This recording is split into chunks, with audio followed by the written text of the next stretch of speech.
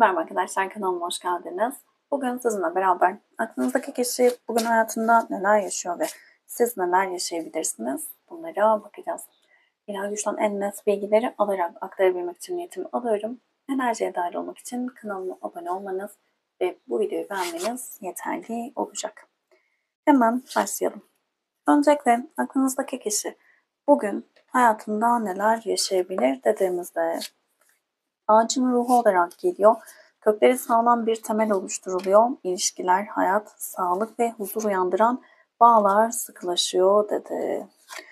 Günün enerjisine baktığımızda aslında kökleriyle ilgili bazı konuları netleştirmek isteyen enerjilerde diyebiliriz. Bu zamana kadar çok fazla böyle bağlılıkla ilgili güzel bağlar kuramamış olabilir. Köklenmeyle ilgili, aileyle ilgili ya da genel olarak ilişkilerle ilgili bağ kurmaktan kaçan bir yapısı olmuş olabilir aklınızdaki kişinin. Ama artık daha sağlam ilişkilerinde de hayatında da belki kökleriyle, ailesiyle daha sağlam ilişkiler kurması gerektiğini düşünen bir enerjide aileye de çok odaklanmış olabilir ama daha çok sanki ilişkilerinde köklenmeyle ilgili bazı konularda netleşmeye başladığı bir süreçte. Dalgın ve düşünceli hatıralar ve geçmişe özlem ve yalan kartı geldi. Şu an enerjisinde aslında biraz böyle melankolik enerjilerde olabilir. Şimdi aileyle ilgili, ilişkilerle ilgili bazı şeyleri değerlendirdiği bir süreçte çok net geliyor zaten. Ancak burada ciddi dalgın düşünceli ve özlem içerisindeyken daha çok bu durumu maskelemek isteyen bir enerjide. Yani etrafındaki insanlara çok mutluymuş, her şeyin harika gittiğini yansıtan biri olarak görünüyor olabilir. Ama aslında mutsuz olan, biraz melankolik enerjilerin yüksek olduğu, geçmişte yaşadığı güzel günleri özleyen bir enerjisi var. İçgüdü, yavaşlama ve intikam kartı geldi. Açılan savaşa karşılık vermek, savunmaya geçmek, kendini koruma içgüdüsü, zaman gerektiren işler ve çalışmalar, sürecin yavaşlaması, İntikam almak, kendine koşulsuz güven çarklarının doğru yeri göstermesi dedi. Şimdi burada yaşanan durumla ilgili ciddi şekilde kendini korumak isteyen bir enerjide. Şimdi ayrılık olmuş olabilir. Bu ayrılığı kaybetme ya da başarısızlık olarak gören biri olabilir. Burada istediği şeyleri elde edemediği için o zamanın durması, yavaşlaması, işte ilişkideki o sorunların ortaya çıkması onun içinde ciddi bir öfke oluşturmuş diyebilirim. Kendini koruma isteği içerisine girmiş ve burada biraz intikam kartında şey gibi değil de işte kötü bir şeyler yapayım enerjisinde değil ama sanki duygularını göstermezse, çok mutluymuş gibi görünürse burada karşıdaki kişiye karşı işte bir intikam alma ya da bak ben sen olmasan da mutlu olabiliyorum mesajı verme isteği içerisinde diyebiliriz. Ama genele baktığımızda aslında kendini kötü hisseden, dalgın düşünceli ve geçmişe özlem duyan ama bunu yansıtmamak adına da çabalayan bir aklınızdaki kişi var. Şimdi ayrıntılı olarak bakalım. Bugünün enerjisinde neler yaşayabilir? Bu durum size nasıl yansır? Bunu da hemen görelim. Şimdi Azize kartıyla beraber burada iki durum olarak söyleyeceğim. Azize bize gizli kapaklı şeylerden de bahseder. Gizli şeylerin ortaya çıkmasından bahseder. İyileştirici güç olarak da gelir. Anlayış, samimiyet ile manevi birlikteliği sağlamak vardır. Kesin kararlar almak vardır. Daha çok böyle içgüdüleri takip etmek vardır. Güzel enerjiler de vardır. Bazen de böyle eşi de temsil ediyor olabilir Azize kartı. Aynı zamanda bizim aslında göksel annemizdir tarottaki bakımdan öyle söyleyeyim, konuşamadım. Şimdi bu noktada biraz böyle aile, kavramlar, işte köklerle ilgili dedik ya biraz önce gelen kartlarda. Şimdi burada da Azize, kavuşmak ve merak kartıyla eş gibi gördüğü kişi ya da bu kişiyle ilgili ciddi bir sır ya da merak içerisinde olabilir. Yani ne yapıyor? Hayatında ne var? Benim bilmediğim bir şey var mı? Nasıl gidiyor? Burada görmem gereken bir şey var mı? Ya da kendi duygularını göstermek istemiyor ama karşı taraf barışmak istiyor mu? Bu tür duygular da aktif olabilir. Daha çok görünmeyeni merak ettiği bir sürecin içerisinde olarak geliyor. Bir kart daha alalım net olsun. Evet, tılsım üçlüsü. Şimdi tılsım üçlüsünde çok güzel bir karttır. Sistemin desteklediği bir durumdan bahseder. Arayışın son bulmasıdır. Sağlam bir birlikteliğin başlangıcıdır. Doğru yolda gitmektir aslında. Şimdi buraya baktığımızda kavuşmak ve merakla beraber hala bende mi değil mi dediği bir sürecin içerisinde. Buradaki merak, gizli kalan, o sır gibi karanlıkta kalan taraf aslında aklındaki kişinin hala onda olup olmadığı, onunla tekrar birleşmek isteyip istemediği, kavuşmak isteyip istemediği ile ilgili ciddi bir merak ve tedirginlik içerisinde. Bunun sebebi ne? Yakın geçmişte ne yaşamış olabilir ki tetiklenmiştir, tetiklendi dediğimizde? Tılsım aslı yalnızlık ve kıskançlık. Şimdi burada aklınızdaki kişinin direkt bu tarafı, yani olayların dışında şöyle söyleyebiliriz. Yalnızlık korkusu, terk edilme korkusu, kendine güveni olmayan bir karakter olabilir. Şimdi burada yaşanılan şeylerle beraber yalnız kalmaktan ciddi şekilde korkan, terk edileceği, kendini size layık görmeyen bir enerjide olduğunu söyleyebiliriz. Tılsım bize uzun vadeli, güvenilir ilişkilerin başlangıcı ve bir fırsattır aslında. Ama burada şunu söyleyeceğim. Şimdi bilinçaltı olarak baktığımızda yalnızlık korkusu, terk edilme korkusu, kendini layık görmeme gibi duyguları olan kişiler ilişkilerinde her zaman yalnız kalacaklarını, yani o kodlama olduğu için ne olursa olsun ben yalnız kalacağım inancı olduğu için ya karşısındaki kişinin onu terk etmesi ya da ilişkiyi bitirmesi adına karşısındaki kişiyi zorlarlar ya da bu kişiler e, bunu yaparak kendileri, yani terk ederek ya da ayrılarak bu sonuca ulaşmaya çalışırlar. Bunu bilinçli yapmazlar ama bilinçaltında bu kodlama olduğu için, frekans zaten bu olduğu için bu olayları hayatlarına çekerler. Yanlış anlaşılmalar olabilir, işte kıskançlık yaratılacak ya da kıskanılacak durumların ortaya çıkması olabilir. Daha üst seviyelerde bir şeyler de olabilir açıkçası. Ancak burada aslında sistem ona bir el uzatmış. Bak, güvenilir, sağlam, güzel bir ilişkiye başlıyorsun. Bunun kıymetini bil. Böyle bir süreçten geçmiş ama mutluluğu bilmeyen bir insan mutluluğun içerisinde duramaz. Burada böyle bir durum var diyebiliriz. Yakın gelecekte enerjiler böyle devam ederse neler olabilir dediğimizde tılsım kraliçesi geldi. Güvenilir sağlam ilişkiler, yaşama sevinci, sağlam temeller ve içe dönüş süreçlerinden bahseder bize, geçtiğinden bahseder. Buraya bir kart alacağım. Burası biraz şey çünkü.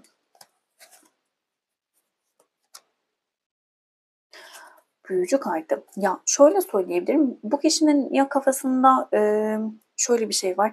İşte benim üzerimde bir şey var. Bazen insanlar hani der ya, kısmetim kapalı, ben evlenemiyorum falan. Ya böyle bir düşüncesi var. Ya da belirttiğimiz duygulardan kaynaklı yaşadığı sıkıntılı durumu kaderi ve kabullendiği bir kader olarak görüyor. O yüzden burada birazcık şey hissettirdim. Büyücü kartı evet, yapabilme gücüdür, her şeyi yapabilecek güçlü olmaktan da bahseder. Ama aynı zamanda bize farklı türden enerjilerden de bahseder. Burada sanki böyle bir inancı var. Böyle bir durumu var demiyorum. Böyle bir inancı var aklınızdaki kişinin. O yüzden güvenilir bir ilişki yaşamakla ilgili e, yaşayamayacağına dair bir inancı var diyebiliriz. Bunu yenmesi gerekiyor.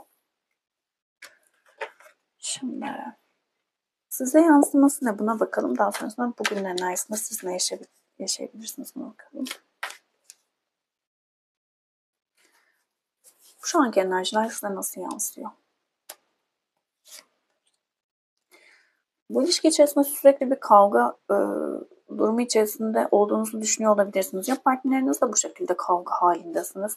Sürekli tartışıyorsunuz, birbirinizle mücadele etmek zorunda kalıyorsunuz. Sorunları aşmak için sürekli bir gerginlik, canınızı acıtacak kelimeler, cümlelerin geçtiği bazı durumların içerisinde kalıyor da olabilirsiniz. İkinci bir durum olarak da burada egosal olarak ciddi zorlandığınız bir süreçte olabilirsiniz. Yaşattığı şeyler ya da yaşattığınız şeyler fark etmiyor. Yani ilişkinin içerisinde yaşadığınız şeyler güçlü bir durum da olabilir.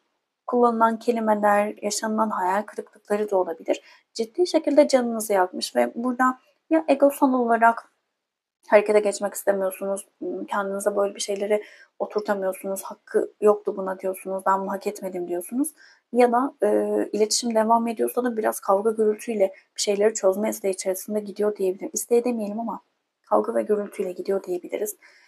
Aslında sizin beklediğiniz Değnek Prensi ile beraber küçücük bir adım atması, daha böyle tutkularını gösteren, daha ilişkinin canlanması, bir şeylerin toparlanması ile ilgili küçücük bir adım atmasını istiyorsunuz ve burada aslında çok güzel hayalleriniz var bu ilişkiyle ilgili, istekleriniz var ama siz adımı karşı taraftan bekliyorsunuz. Ben adım atmak en azından şu an istemiyorum dediğiniz bir durumun içerisindesiniz. Biraz canınız yanıyor olabilir, biraz değil, bayağı yanıyor olabilir.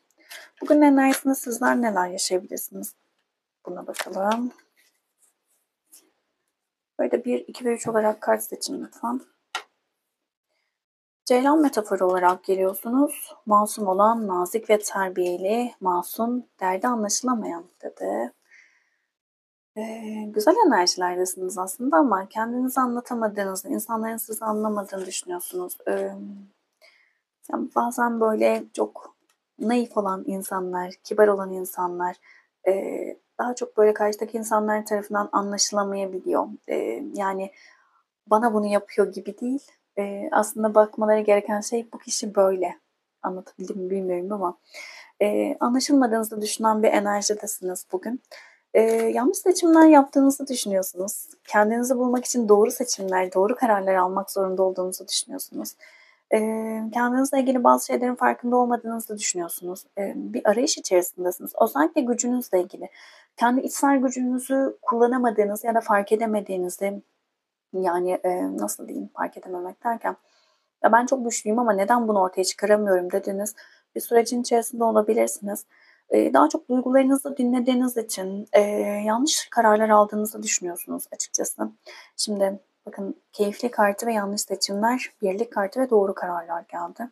Şimdi daha çok böyle yaşadığınız ilişkide daha romantik, daha güzel böyle çekim enerjisinin yüksek olduğu durumlardan dolayı yanlış kararlar verdiğinizi, işte belki çok tamam dediniz her şeye, belki ya ilişki devam etsin, güzel şeyler hissediyorum dediniz belki ama şu an bunları yanlış olarak görüyorsunuz ve artık doğru kararlar almak istiyorsunuz. Çünkü daha çok evet, keyifli zamanlar geçirmek istiyorsunuz ama siz aslında böyle olmak istiyorsunuz. Gerçekten birlik içerisinde bir aile olabilmek, bu illa evlilik gibi düşünmeyin. Aile olabilmek, duygusal olarak birbirinize yakın olabilmek, bu enerjilerin içerisinde olmak istiyorsunuz ve bu yüzden artık daha doğru kararlar almak istiyorsunuz. Biraz sanki şey gibi, duygularımı geride bırakmalıyım, daha mantıklı olmalıyım dediğiniz bir süreçte olabilirsiniz. 1, 2 ve 3 olarak kart seçin lütfen. Bugün en çok neye dikkat etmeniz gerekiyor, buna bakalım. Biraz karmaşık duygularda olabilirsiniz. Kendinize de öfkeli olabilirsiniz. Çünkü doğru kararlar, yanlış kararlar, burada kendinizi sorgulayan bir durumun içerisindesiniz. Lütfen en başta kendiniz olmak üzere kimseyi yargılamayın. Bugünün peri mesajını da alalım. Bugün bize hangi mesajı verirler? Yeni başlangıçlarda da bu peri sevindirici bir haberi müjdeliyor. Yeni bir bebeğin doğumu ya da sevilen bir fikrin doğuşu. Fikirlerinizi bir bebek gibi koruyun ve besleyin dedi. Bugün güzel bir enerji var. Yeni bir başlangıç olabilir hayatımızda dedi. Bir seçen arkadaşlarım. Özlem ve kabullenme. Bugün enerjisinde daha çok böyle yaşadığınız güzel günleri özleyeceğiniz bir sürecin içerisinde olabilirsiniz. Özlem çok yüksek olacak. Burada ama yaşadığınız şeyleri kabullenmek ya da bunları devam ettirmek yerine zihninizde burada artık kabule geçip belki de geçmişi geçmişte bırakıp yeni enerjiler oluşturabilmek adına çabalamanızda fayda olabilir. Geçmişe çok fazla takılmamanız gerekiyor. Şimdi burada kabullenmeyi iki şekilde alabiliriz. Birincisi, evet yaşadım, tamam şöyle oldu böyle oldu, önüme bakmalıyım. Diğeri de yaşanılan olumsuz gibi görülen şeyleri kabul edip ben bunu hep yaşayacağım inancını oluşturmaktır. Bu ilk söylediğim daha böyle, evet kabul edin yaşadıklarınızı, derslerinizi varsa almanız gereken alın, yeni başlangıçlara kalbinizi açın. Yani burada ilişkiyi bitirin, şunu yapın, bunu yapın gibi söylemiyorum bunu. Duygu olarak söylüyorum. Geçmişe takılı kalırsanız bu o negatif enerjilerin devam etmesine neden olur. İkiyi seçen arkadaşlarım. Harabe ve tılsım beşlisi. Maddi bazı kayıplarla sınanıyor olabilirsiniz bu süreçte ya da, nasıl söyleyelim, sevgiden yoksun, kimsenin sizi sevmediğini, size değer vermediğini düşündüğünüz bir süreçte olabilirsiniz ama harabe kartı der ki, başkalarından işitmişler, harabelerde de hayat varmış, kulaklarını aç. Kendinizi bugün çok böyle yerle bir olmuş, harabe olmuş gibi, dünyanız başınıza yıkılmış gibi hissediyor olabilirsiniz ya da hissedecek olabilirsiniz. Ama unutmayın ki her düşüş ya da her negatif gördüğümüz olay bize çok daha güzel kapıların açılması adına getirilir. O yüzden güzel tarafları görüp şifalanmaya ve daha güçlü ayağa kalkmaya odaklanın diyebiliriz. Üç seçen arkadaşlarım Tılsım Prensi ve Kaçış. Bugün enerjisinde daha çok Tılsım Prensi bize çözülemeyen sorunların çözülmesinden bahseder. Karanlığın aydınlanmasından bahseder. Bugün daha çok böyle sistem tarafından yaşadığınız şeylerle ilgili size bazı bilgiler gelecek olabilir ama daha çok bu bilgilerden kaçtığınız bir süreç olacak gibi görünüyor. Yani görmek istemediğiniz bir gün olabilir gerçekleri. Ama unutmayın, görebilirsek, farkına varırsak, kabul edersek ve şifalanması için niyet edersek her şey aydınlanmaya başlar. Bazılarınız gerçeklerden kaçacağı bir gün olabilir bazılarınızın. Bazılarınız da burada artık bu zamana kadar kaçtığı gerçeklerin üzerine giderek çok büyük ve güzel adımlar atacak olabilir. Kolektif bir açılım. Hepsiyle uyumlanamayabilirsiniz. İçerisinden mesajlar almaya odaklanın lütfen. Videoyu beğendiyseniz beğen tuşuna basabilir. Abone değilseniz abone olabilirsiniz. Teşekkür ederim vakit ayırdığınız için. Başka videolarda görüşmek üzere. Hoşçakalın.